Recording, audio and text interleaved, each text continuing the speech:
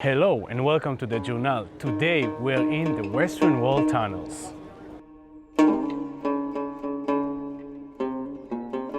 The Western Wall tunnels, located beneath Jerusalem's old city, reveal a world of wonder and mystery alongside one of the most sacred sites in Judaism. We're good. All right, let's go in. Come. I'll quickly tell you that we're going to go on what's considered to be the newer tour, not the 30-year-old classic tour. The new tour is called the Great Bridge Tour. It opened up just over a year ago, Chanukah. They're heading towards the wall. We're going to take a left over here into the new tour.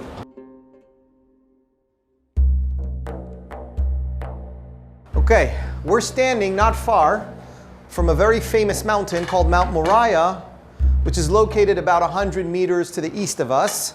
A mountain you cannot see today. You can't see it because there's a big structure built on top of the mountain, the Temple Mount. We'll say something about that in a moment. According to Jewish tradition, the peak of the mountain is the spiritual center of the earth. Many people are familiar with famous biblical stories associated with the peak of the mountain. The most famous story, of course, is the binding of Isaac. Our story, or should I say the story of Jerusalem as an Israeli capital, begins 3,000 years ago when King David built his city on the southern slopes of the mountain. Today, this area is a tourist center called the City of David. King David also wanted to build at the top of the mountain a permanent house of prayer, but he couldn't. He was a man of war. He killed people. He has blood on his hands. Not the right guy for the job. Who is? His son, Solomon, which in Hebrew is pronounced Shlomo, which means peace. The king of peace, 3,000 years ago, built the first temple. This first temple stood here for about 400 years, and that means 2,600 years ago, the Babylonians, under the rule of Nebuchadnezzar, conquered the city, destroy the first temple, banish the Jews into exile. A short time passes, a few years, and a Persian king named Cyrus allows the Jews to come back and rebuild the second temple. 70 years, that's it. 70 years after the destruction of the first temple, the Jews complete building the second one. And this means that the elderly, the seniors, those who were 80, 90 years old, when they saw the second temple finally built, you would think they would be happy, right? They weren't. They cried. Why? They remembered when they were children, they saw the first temple. It was much more impressive. Right. The second temple that was built here was built by the poor people who came back from Babylon. 70 years after. Yeah. So it's not as beautiful. If you open the Bible, you'll see a story about a prophet living during those days. His name was Haggai. And he tries to comfort the people. He tells them, don't worry. Eventually, this second temple is going to be even more splendid, more glorious than the first one. Okay? He forgot to mention a very important detail. Okay? It's not going to happen in their lifetime. So but what he doesn't tell them that they're not going to get a chance to see it. It's not going to happen in their lifetime. When does it happen? Let's tell the story of the Western Wall. You just saw a moment ago outside. 2,000 years ago, towards the end of the Second Temple era, a famous king comes into power here. His name's Herod. And he's the representative of the Roman Empire, and he wants to appear as a kind... No, he didn't really care about that. He wants the Jews living here not to rebel against him, okay? Now, what could King Herod do for the Jews to appease them? Take the small temple that you see on the screen now, look at it, because he takes that small thing and turns it into that. That's a big difference. It's a huge difference. Yeah. And the white part that you see lighting up now, that's the Western Wall you see outside today. About 10% out of the entire actual wall. How big is the original Temple Mount? 250 meters by 500 meters. You could fit in there close to 25 soccer fields. And you'll also notice all along the Temple Mount, at the bottom, there's a street. Right. This used to be the main marketplace of the city. All along the street, you need to imagine shops, shops, shops, shops. I like calling it the original Wall Street. Mm-hmm. It doesn't last for long. Why? In the year 70, almost 2,000 years ago, a Roman general named Titus conquers the city. And what does he do to the temple? Take a look again up there. He destroys it. Jerusalem goes up in flames, the city burns, the temple is destroyed. 1,300 years ago, the Muslims come here. They sanctify the city to the Islam and build a famous structure you all see outside today, the Golden Dome, the Dome of the Rock. Right. 800 years ago, the Mamluks came here. They were also devoted Muslims, and they don't want to live down here in the valley and climb up to the mosque, the Al-Aqsa Mosque, 5 times a day like a yo-yo. They fill in the entire valley with a system of arches and vaults. Above the system, they built their street, they built their houses. They create what we call today the Muslim quarter in the old city. You could see the Muslim quarter today covers most of the wall, right? Actually, just a few years ago, the whole wall was covered. Why is it we have a portion outside that's not covered by houses today? Because 55 years ago, that's it, after the Six-Day War, Jerusalem's municipality removed some of the houses. Take a look at the houses. They remove the houses and they create what we know today as the plaza. Now, to understand the tour, we're about to go down. We're going to zoom out. Okay, something's about to change on the screen. Take a look. Did you see that street being added? Let's do it again just to make sure. That street is above our heads right now. It's one of the markets in the Muslim quarter. People are walking above us. Right. This street does reach one of the entrances to the Temple Mount. But 2,000 years ago, this street used to be a bridge. Hence the Great Bridge Tour. Alongside the bridge, you could see a structure. We're going to zoom in. We are standing exactly where the circle is pointing. Underneath that arch, above our heads, there is an arch. Okay? We're in that arch. And what we're going to do is go down into this structure and walk through a few of its rooms. And I'll tell you the story once we're down there. Who built the structure, who used it, what was the purpose, the whole spiel down there. The last thing I want to show you is what we're going to be walking. So we're going to be walking along the green line. Pretty much, we will reach eventually the Western Wall, places of the Western Wall that have been exposed just recently.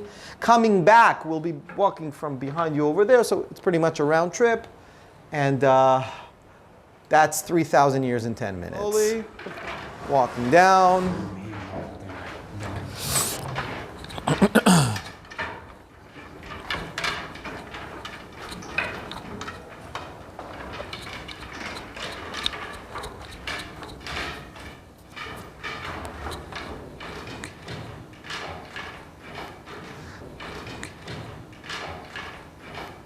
The Second Temple period began when Cyrus, the Persian king, allows the Jews to come back.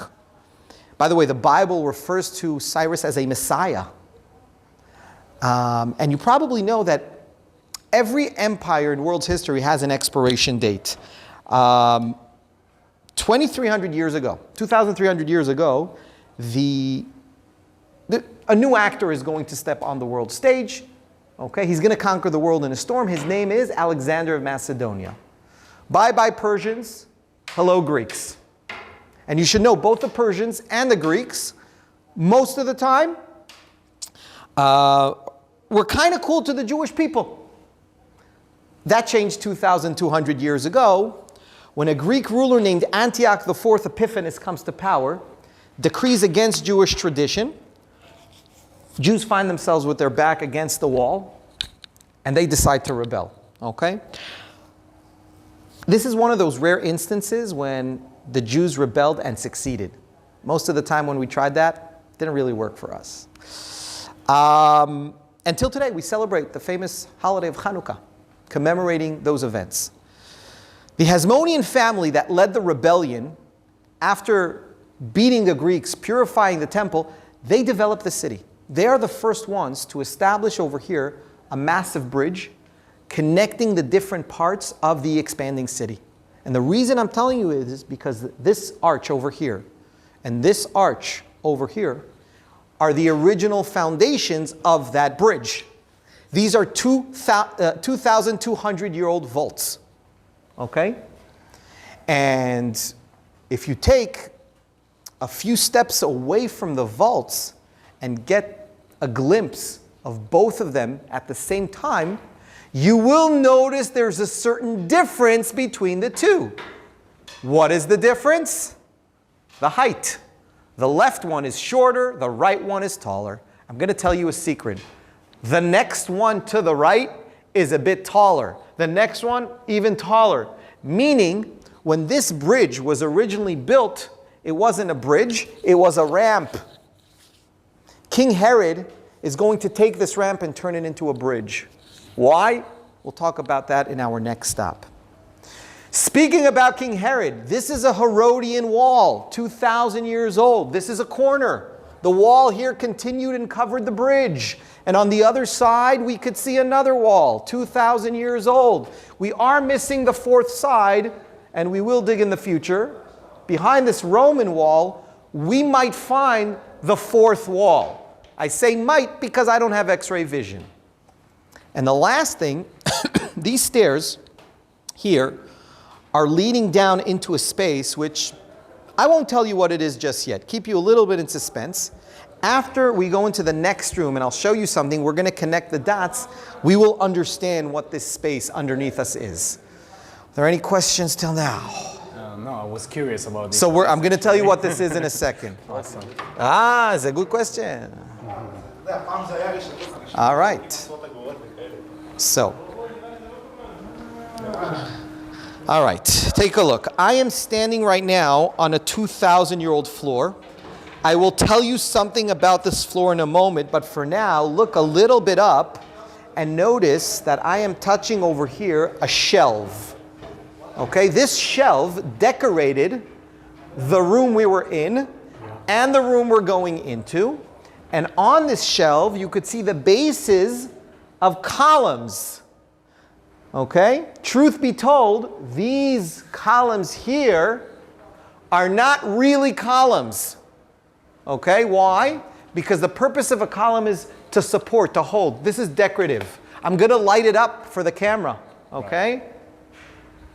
Okay, here are the columns, and what makes these columns special is the capital stone.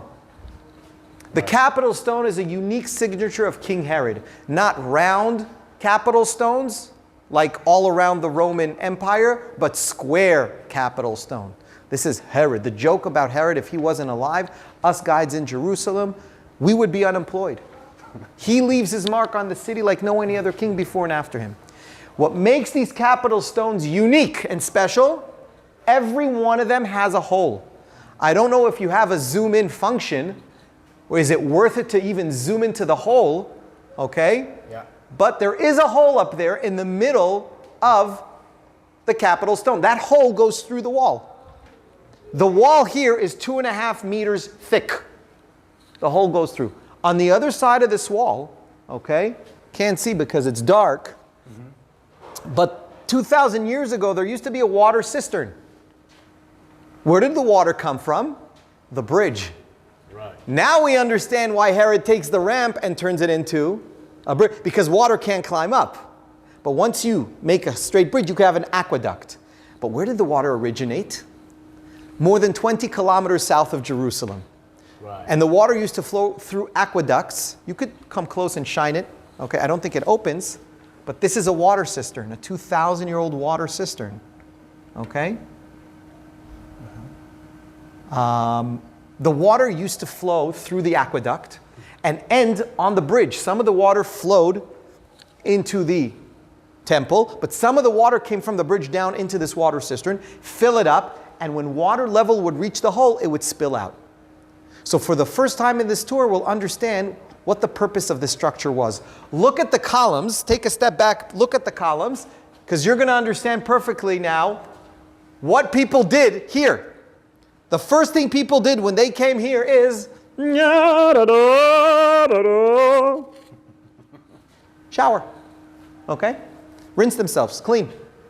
And the water, if you look back at the floor, okay, water used to flow where I'm walking, right over here, okay, and into lower level drainage systems, which you could capture.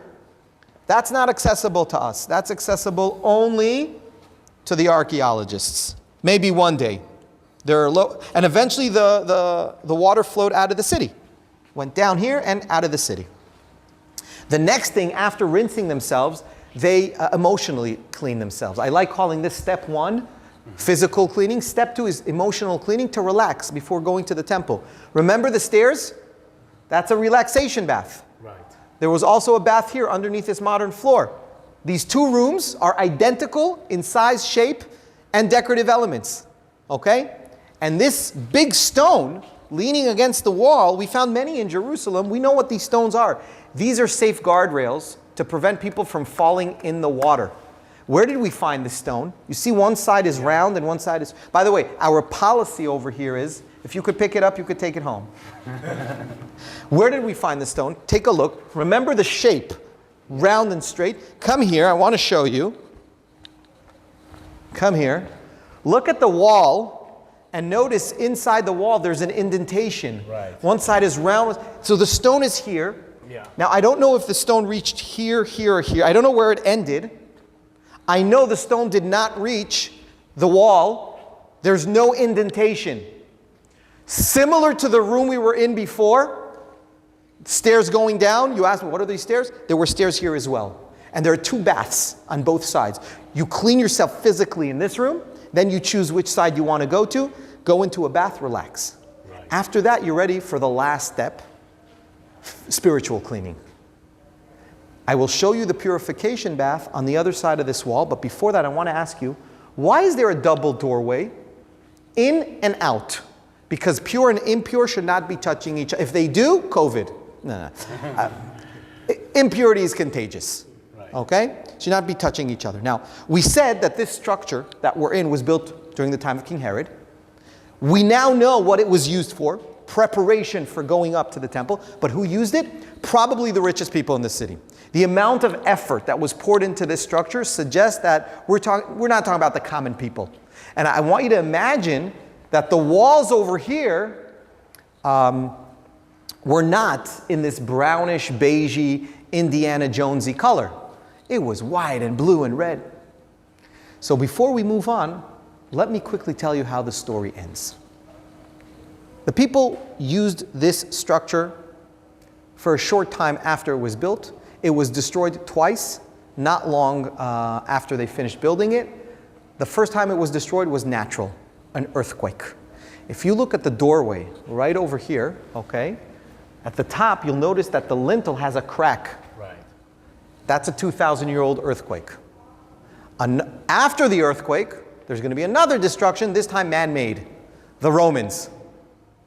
And this room becomes decommissioned. Let's go see the purification bath. Awesome.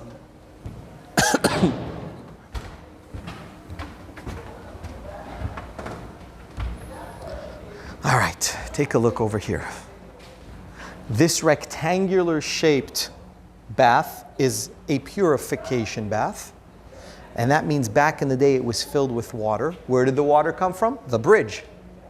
Behind this white wall, there are two more arches much higher up, and in between there's a gutter for water to come down. Okay? What makes a purification bath special, not just a regular bath? The water coming in it comes from a natural source like rain, river, a spring. You can't have someone taking buckets and pouring it in. That's not good. You have to connect it to a natural source. We are standing underneath one arch before the last one. The next one, reaching the western wall, we won't see it from the tunnels. After, when you go outside to the plaza, you will have an option to go down to the men's side and turn left into the indoor part. And eventually you'll find yourselves underneath that last arch. Okay? I will tell you one last thing. We can't see it from here, sadly, but there's another 2,000-year-old bath on the other side of this wall over here. Pointless to film it because you can't see it, but it has water.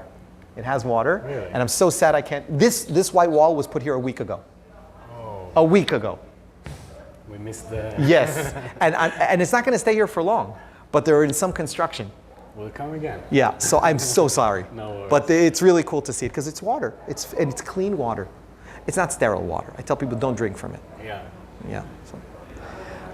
And it doesn't come from the bridge. It comes from rainwater that seeps through the Muslim quarter. Come. We're going to see the western wall now.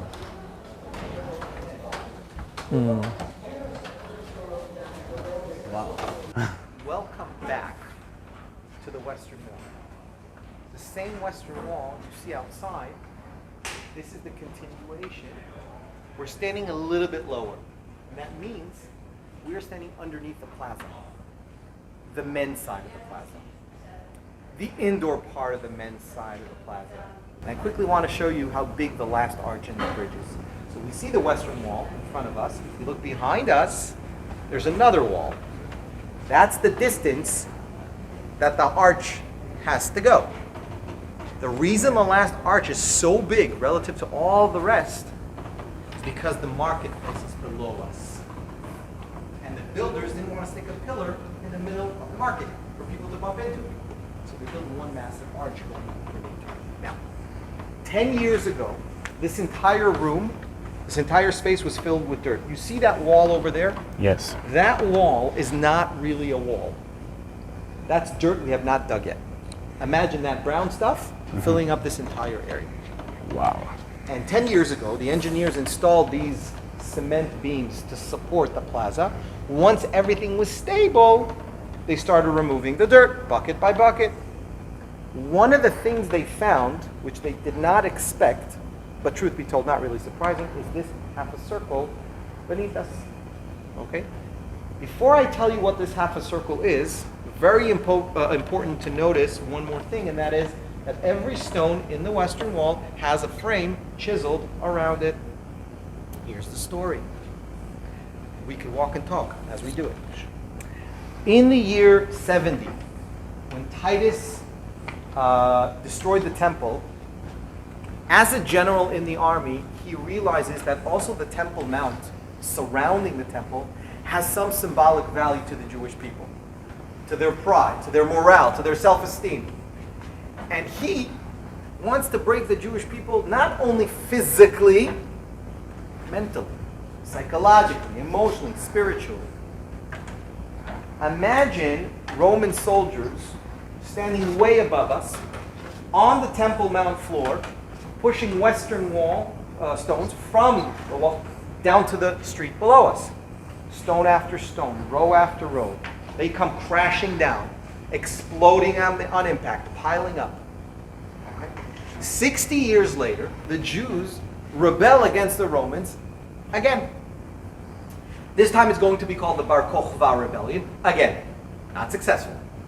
And Caesar Hadrian is sick and tired that the Jewish people are rebelling against the Romans every few years. He decides, new law, Jews in Jerusalem are not allowed anymore. All Jews are kicked out. Okay? He decides to establish here in the city an idol-worshipping pagan one. He even changes Jerusalem's name. Not Jerusalem anymore. A new name, a Roman name. Ilia Capitolina. He changes the name of Israel to Palestina. So it's no surprise to find here structures from that time. And one example is this half a circle. This half a circle is the bottom part of a theater. Just imagine seats going up towards the wall, seats going up towards us, towards the western wall, and seats going up all the way in the other direction. We have 180 degrees. Between the 200 to 300 people could sit here, okay? See a show, a lecture, some kind of a performance. Some of them, by the way, sitting where we're standing right now, could even lean against the western wall. Okay? Just lean their back. Now the big question is, what material the Caesar Hadrian builders use to construct this theater? The answer is very simple. It's hiding below us. Western wall stones that were knocked down are used to erect this theater. Right over here, underneath us, there is a stone. And you could see something familiar. On the edge, there's a frame. Herod's fingerprint. Titus destroyed the Temple Mount. 60 years later, the Roman builders use these stones to become the support for Roman bottoms. And this is a tragedy. But our sages teach us that even when catastrophe happens, try and look deeper and find the light. There's a silver lining here, okay? When Hadrian is so intense, so urging to kick every Jewish person out of the city and erase Jewish presence, his builders respond simply, we're going to cover everything. You won't have to see Jewish presence here anymore. And I'm thinking to myself, thank God that both Hadrian and his builders weren't archaeologists. When they cover, okay, the thing they actually do is preserve and keep and safekeep. And when we peel off this Roman layer, the theater, underneath we have hundreds of years of Israeli, Jewish, Hebrew culture emerging, okay? Whether it's pottery, whether it's Hebrew texts. Underneath that, hundreds of years of First Temple period Jewish culture, okay? 1,000 years of archaeology just waiting to be unearthed.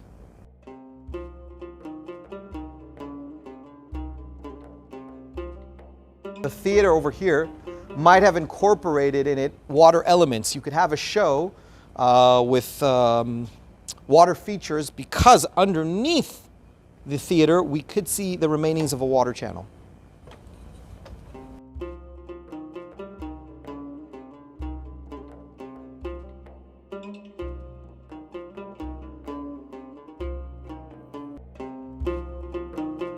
This is a kind of zoom in to what we did.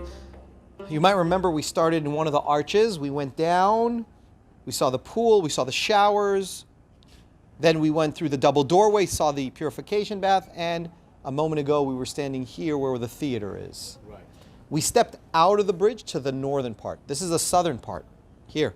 We're standing. And let me explain a little bit about what we're seeing. Anything you see along the model over here, outside of the Temple Mount, is based on archaeology. Whether it's the bridge, the structure, even the street. You can even see the Robinson's Arch. Anything you see on the other side of the wall in the Temple Mount is not based on archaeology because we never conducted archaeological dig. Now, if you ask me, how do you know how things look like? Historical texts.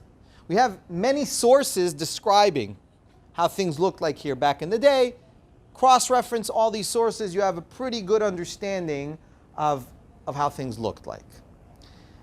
Now, why is the Western Wall the important wall? The Western Wall is the closest wall to the Holy of Holies, the most inner room in the temple, behind the white wall. Okay? Today, the Western Wall that we see outside today is the orange lights right over here. This is 10% out of the entire actual Western Wall. Now, looking at the white temple in the middle, from this angle that you're seeing it, it seems like someone built the temple crooked on an angle. Okay? There you go. If you do it like that, you suddenly see that the temple is not built straight, but it's kind of like, someone moved it a little bit. But the truth is, the temple is not crooked, because they knew how to measure north, south, east, west perfectly, and when they built the temple, they built it accordingly. The temple's not crooked. What is crooked? All the rest. What? Herod, the perfectionist, builds a crooked Temple Mount? And the answer is yeah, because it doesn't matter how much of a megalomaniac you are, nature is always stronger than man. I'll explain. In the beginning of the tour, we said over here there's a mountain, Mount Moriah. Here, where usually people sit, okay, there's another mountain, Mount Zion. And in between these two mountains, there's a valley.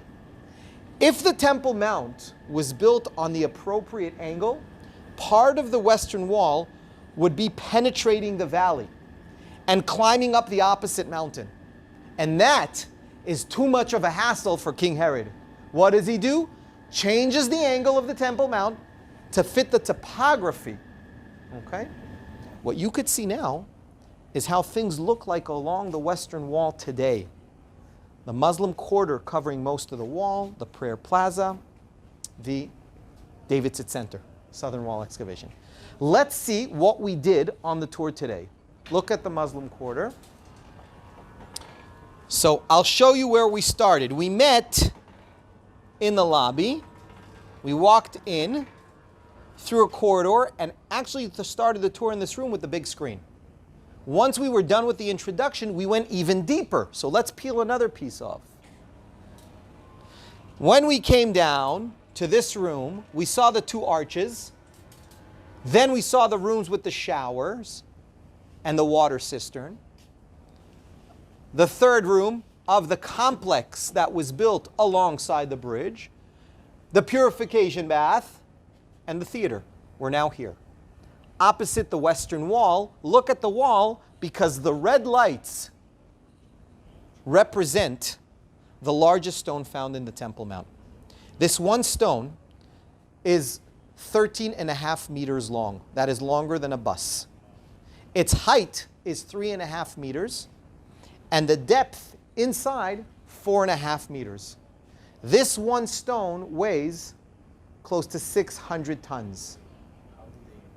The closest quarry that we have from 2,000 years ago is about 300 meters to the north. How did they cut a stone from there, transport it here, lift it 4 floors above ground level, and place it so accurately? And they didn't do it once. They did it 4 times. We have a total of 4 big stones. But this one is the biggest one. The big question of how is, we don't know. We know what technology they had back then that enabled them to move the smaller stones, which we saw before. There are theories. Each theory has its own problems. We do not have a complete understanding. So to some degree, it's still a mystery. Okay? But there is a story I'd like to tell you about the stone.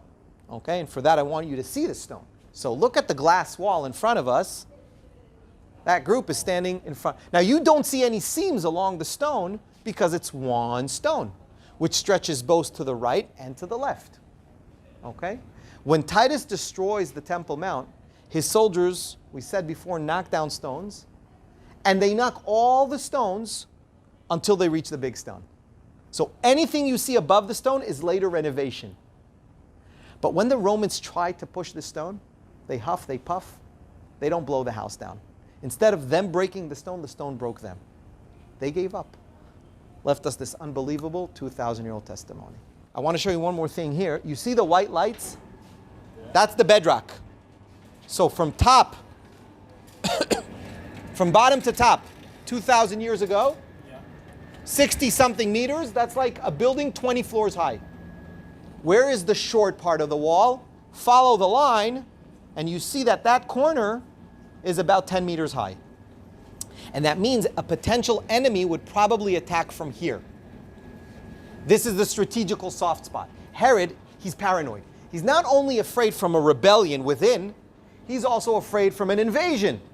So he built here the famous Antonia fortress with the 4 towers to protect the Temple Mount.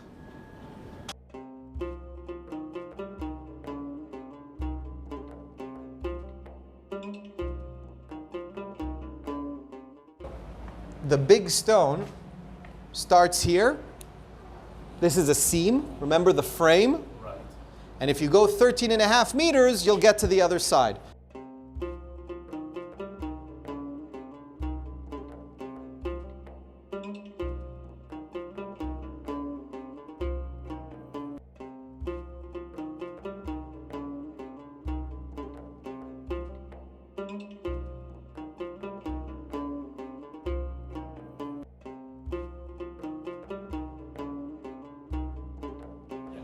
Hundreds of years after the city was destroyed, okay, the Romans will rebuild it, okay?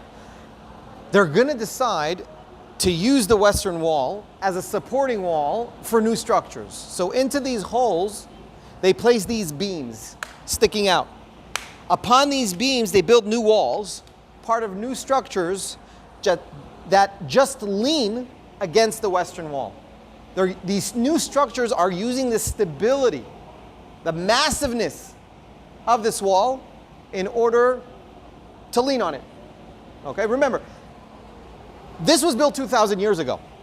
Every 100 years in Jerusalem, we have a massive earthquake. Guess what? Has not been knocked down yet, even by massive earthquakes. Still standing.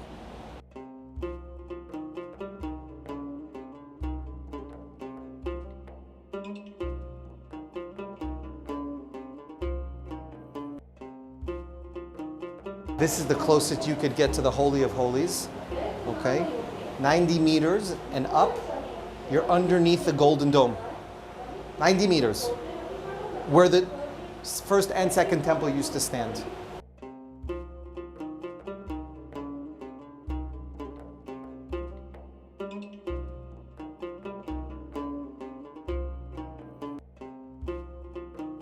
When I first saw what I'm about to show you, I thought to myself, who did that? I went to the head archaeologist. I asked him.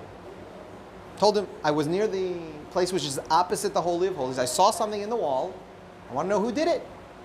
He said, nobody did it. What do you mean nobody did it? It's a result of earthquakes, of seepage of water, natural decay. I told him, wow, so that's one heck of a coincidence. He said to me, you could call it whatever you want. What am I talking about? Look at my finger. Just look at my finger. Take a certain distance. See where my finger is? You know what? We'll stand here. See where my finger is? Right. Are you ready? Yeah.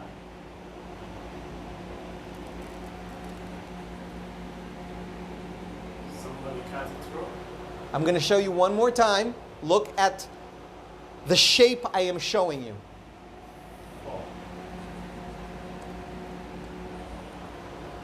What are you looking at? What is this shape? Israel state. Israel map? The map of Israel. Cool, huh? Wow, nice.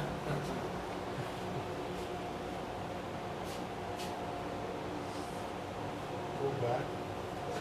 Yes.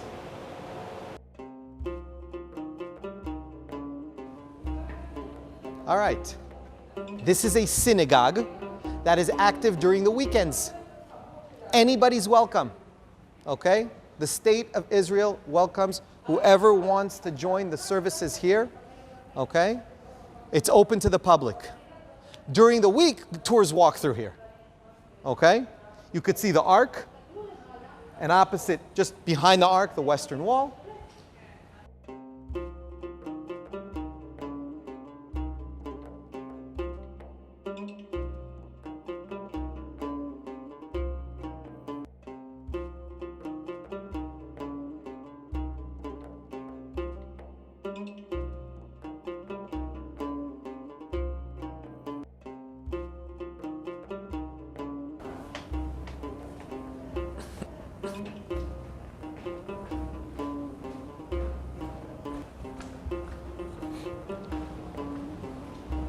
Today, if a woman wants to pray, not in the sun, not in the rain, she can come to the lobby, walk in, say she's going to the women's section.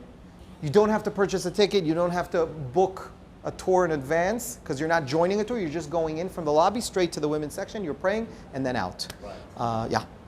And this is Wilson. Wilson's Arch is the last arch in the bridge, named after the archaeologist who found it more than 100 years ago. Yeah. If we go through these doors, and we see the Wilson's Arch.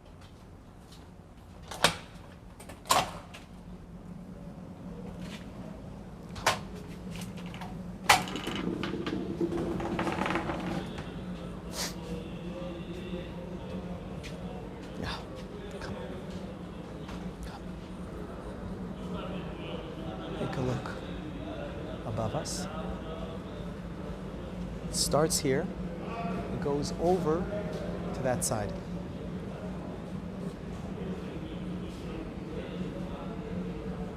And remember, the wall, the western wall, goes 4 floors deeper. Maybe there's even a window we could look down. We'll see up ahead.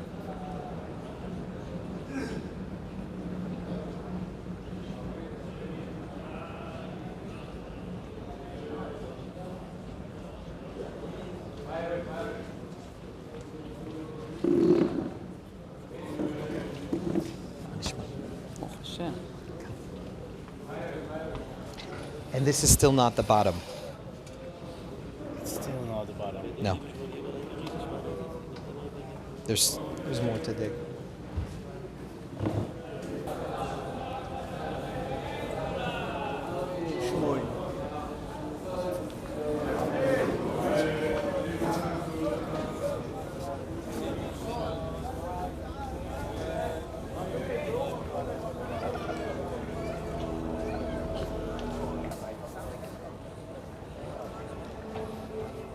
And now we're back at where we started, the lobby to the Western Wall tunnels.